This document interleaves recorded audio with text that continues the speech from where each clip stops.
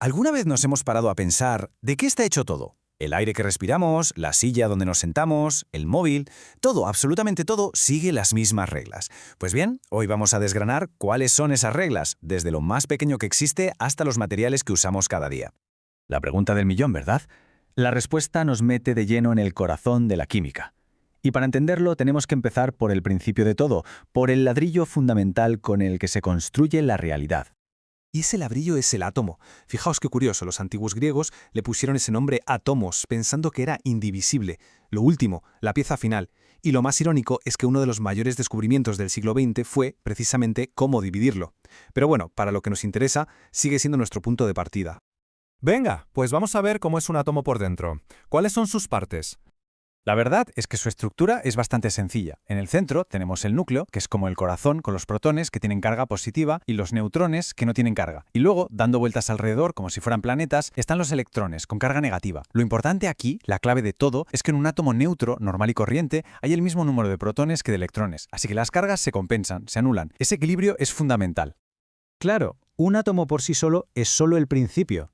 La verdadera magia, la chicha de la química, ocurre cuando los átomos interactúan entre ellos. Y no lo hacen de cualquier manera. Siguen unas reglas de atracción muy específicas. La regla número 1 se llama electronegatividad. Pensemos en ella como si fuera el poder de atracción o el carisma de un átomo para atraer electrones. Hay átomos como el flúor que son súper codiciosos. Tiran de los electrones de los demás con una fuerza increíble. Y en el otro extremo tenemos a otros, como el cesio, que son muy generosos, que casi no se aferran a los suyos. Pues esa diferencia de poder es la que pone todo en marcha. Y aquí está la lógica aplastante que hay detrás de casi todas las reacciones químicas. Los átomos, por decirlo así, quieren estar cómodos, y su estado ideal es tener su última capa de electrones llena, normalmente con 8. Entonces, un átomo que solo tiene un electrón ahí fuera, pues energéticamente le compensa mucho más soltar ese 1 que ponerse a buscar y capturar los 7 que le faltan. Es pura economía de esfuerzo. Estas interacciones crean lo que llamamos enlaces químicos. Son como los apretones de manos que unen a los átomos para formar cosas más complejas. Vamos a ver los 3 tipos principales, porque esto es clave para entenderlo todo. El primero es el enlace iónico. Esto pasa cuando se junta un átomo muy electronegativo, un ladrón, con uno que lo es muy poco, una víctima fácil. Es una transferencia total. Uno roba el electrón y el otro lo pierde sin más. El resultado, uno se queda con carga positiva y el otro con carga negativa. Y como los polos opuestos se atraen, pues se quedan pegados. El ejemplo del libro es la sal común. Luego tenemos el enlace covalente, que es un enfoque, mucho más colaborativo. Aquí, dos átomos, que suelen tener una fuerza parecida, se dan cuenta de que a ninguno le conviene robar. Así que deciden compartir electrones. De esa forma, los dos completan su capa externa y se quedan estables. El agua, por ejemplo, se une así. Y por último, el enlace metálico, que es un mundo aparte. Aquí no hay robos ni se comparte por parejas, no. Aquí todos los átomos ponen sus electrones más externos en un fondo común. Se crea literalmente un mar de electrones que fluye libremente por entre todos los núcleos atómicos. Es un enfoque totalmente comunitario. Y ahora viene lo bueno, porque estos 3 tipos de enlaces no son solo teoría de un libro, son la explicación de por qué los materiales que nos rodean son como son, por qué un metal brilla y un trozo de cerámica no. Esta es la idea central, el titular de todo el tema.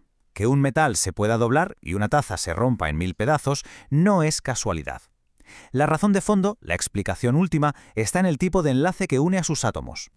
Pensemos otra vez en el mar de electrones de los metales. Como los electrones se mueven a sus anchas, pueden transportar una corriente eléctrica o el calor sin problema. Por eso los metales son tan buenos conductores.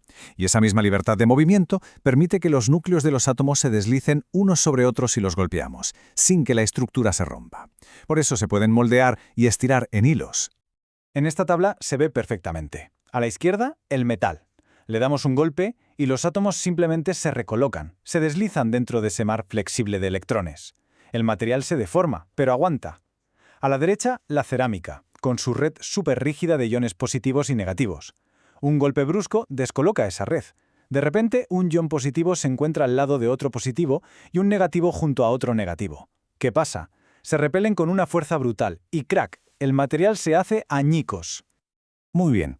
Además de estos enlaces tan fuertes, hay otras fuerzas más débiles que actúan entre las moléculas ya formadas. Aunque parezcan menos importantes, sus efectos son gigantescos. Son las que explican por qué el agua es líquida a temperatura ambiente, por ejemplo. Es una pregunta muy buena. Las moléculas de agua son independientes, no están unidas por enlaces covalentes entre sí. Entonces, ¿por qué necesitamos tantísima energía para separarlas y hacer que el agua hierva? La respuesta está en una de estas fuerzas débiles, que de débil tiene poco cuando se juntan muchas. Hablamos del famoso puente de hidrógeno. Resulta que en la molécula de agua los electrones están más cerca del oxígeno, dándole una carga un poquito negativa y dejando a los hidrógenos un poquito positivos. Es como si la molécula fuera un pequeño imán. Y claro, el lado positivo de una molécula se siente atraído por el lado negativo de la molécula de al lado. Uno solo de estos puentes es muy débil, casi nada. Pero en un simple vaso de agua hay miles de millones de ellos, y su fuerza colectiva es enorme. Fijaos en el dato. Hacen falta 540 calorías para darle a un solo gramo de agua la energía suficiente para romper todos esos puentes y que se evapore. Una barbaridad. Y ya por último, la fuerza más sutil de todas, la de Van der Waals. Es algo que pasa casi por casualidad. Como los electrones no paran de moverse, por un instante puede haber más en un lado de una molécula que en otro.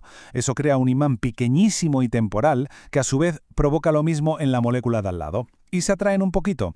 Es una fuerza minúscula, pero la suma de millones de ellas es lo que permite, por ejemplo, que una salamanquesa pueda trepar por una pared. Así que como vemos, al final todo se reduce a lo mismo. La dureza de un diamante, por qué el agua moja, por qué un cable conduce la electricidad, todo, absolutamente todo, se puede explicar si entendemos estas reglas básicas de atracción y los enlaces que forman los átomos. Entender los enlaces es, en esencia, entender la materia. Y esto nos deja con una última idea para darle vueltas. Ahora que conocemos las reglas del juego, podríamos empezar a pensar en diseñar materiales a la carta. Si se pudiese controlar cómo se enlazan los átomos, ¿qué propiedades buscaríamos? ¿Un material irrompible pero ligero como una pluma? ¿Un superconductor que funciona a temperatura ambiente? Las posibilidades, la verdad, son tan infinitas como las combinaciones de átomos que existen.